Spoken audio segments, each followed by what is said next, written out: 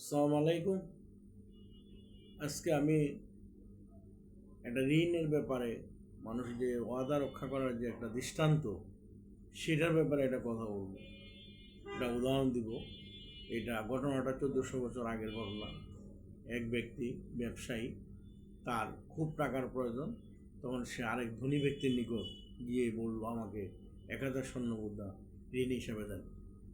তখন কার আমলে ঋণ দেওয়া যায়, কিন্তু একজন জামিনদার এবং একজন সাক্ষী থাকার জন্য বলা হয়েছে। উনি বলল যে আমার কোনো সাক্ষীও নেই, জামিনও আমি দিতে পারবো না। আমার সাক্ষী আল্লাহ, জামিনও আল্লাহ। যদি আপনি দিতে পারেন তাহলে আমাকে ঋণ দেন, আমি ব্যবসা করি। আপনি যে সময় দিবেন নির্দিষ্ট সময় পরে আমি আপনার স্বর্ণমুদ্রা 1000 স্বর্ণমুদ্রা আবার ফেরত দিব। এখন ওই ব্যক্তি তাকে যখন আল্লাহর কথা বলল, তখনকার আমলে ইমান আমলের অনেক দাম ছিল।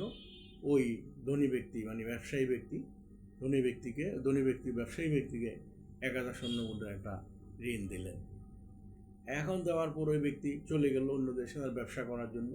তখনকার আমলে সিরিয়া অথবা ওই কান্ট্রিতে, যে এখন সময় শেষ হওয়ার পরে ব্যবসা বাণিজ্য করে সে তার নির্দিষ্ট সময় আসি নদীর পাড়ে যে টাকাটা ফেরত দিতে হবে। এখন সে বাহন খুঁজতেছে, সে জাহাজ, তখনকার আমলে জাহাজ অথবা ওরকম বাহন মানে নদীর যে বাহন পায় না তখন সে কী করবে? এখন সে আল্লাহর কাছে একটা আগত করল, হে আল্লাহ, আপনি তো আপনার সময় মতো এই টাকাটা তার থেকে নিয়েছিলেন, আপনাকে সাক্ষী এবং জামিনদারে দেবো। এখন আমি কোনো বাহন পাচ্ছি না যাওয়ার জন্য, ওই লোকের ওখানে যাই আমি টাকাটা ফেরত বা এই স্বর্ণমুদ্রাটা ফেরত দিব।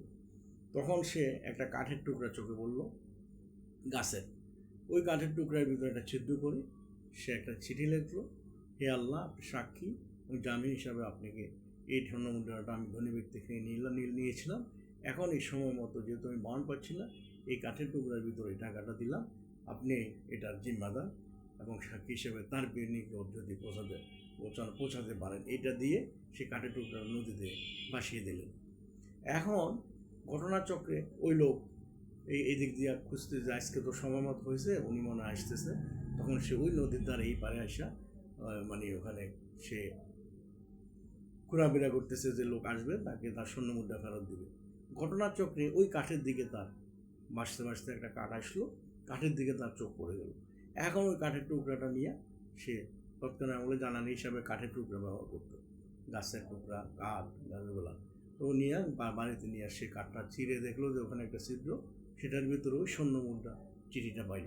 চিঠিটার মধ্যে লেখা হইলো যে, হে আল্লাহ, সাক্ষী, এই ধনী ব্যক্তির থেকে আমি টাকাটা নিয়েছিলাম, সময় হয়েছে, বাহনের অভাবে পাইনি, এখন এই কাঠের টুকরা দিয়া আপনার জিম্মা ছেড়ে দিলাম। এখন এর মধ্যে ওই লোক আবার জাহাজে করে রওনা দিল। কিছুদিন পরে আইসা ওই ব্যক্তির বাড়িতে এসে বলল, ভাই, তোমার যে 1000 স্বর্ণমুদ্রা ফেরত দাও। তখন সে বললো, না, আমি তো আমার টাকা পেয়ে গেছি। কীভাবে? বললো যে, এই যে তুমি কোনো কাঠের টুকরার মধ্যে বা আমাকে কি কোনো স্বর্ণমুদ্রা দিছো? তখন সে বললো, ব্যক্তি বুঝতে পারলো যে আল্লাহ, তার উপর যে ভরসা আল্লাহর উপর, আল্লাহ তাকে ওই টাকাটা মানে সে যে দিল ওটা পৌঁছে দিল। তখন ব্যক্তি ওই 1000 স্বর্ণমুদ্রা নিয়ে বাড়িতে ফেরত গেল। এখন এটা বলার উদ্দেশ্যটা হলো এটা, যে ওয়াদা রক্ষা করা যে কত বড় এটা কমিটমেন্ট যখনকার আমলে, এবং আল্লাহর উপর ভরসা ছিল বলে সে আল্লাহ তাকে সেই ওই গাছের টুকরা যেখানে দিয়েছিল টাকাটা ওই ব্যক্তির নিকট ফেরত দিল, ওই ধনী ব্যক্তির নিকট। সুতরাং এটা হলো ওয়াদা, কমিটমেন্ট, সততা, সত্যনিষ্ঠা এবং সিনসিয়ারিটি, ইন্টিগ্রিটি, এগুলার সবগুলার একটা উজ্জ্বল দৃষ্টান্ত সময় মতো টাকাটা ফেরত দিয়ে এবং আল্লাহ তার একটা উজ্জ্বল দৃষ্টান্ত স্থাপন করবে। ধন্যবাদ। আসসালামু আলাইকুম রহমতুল্লাহ।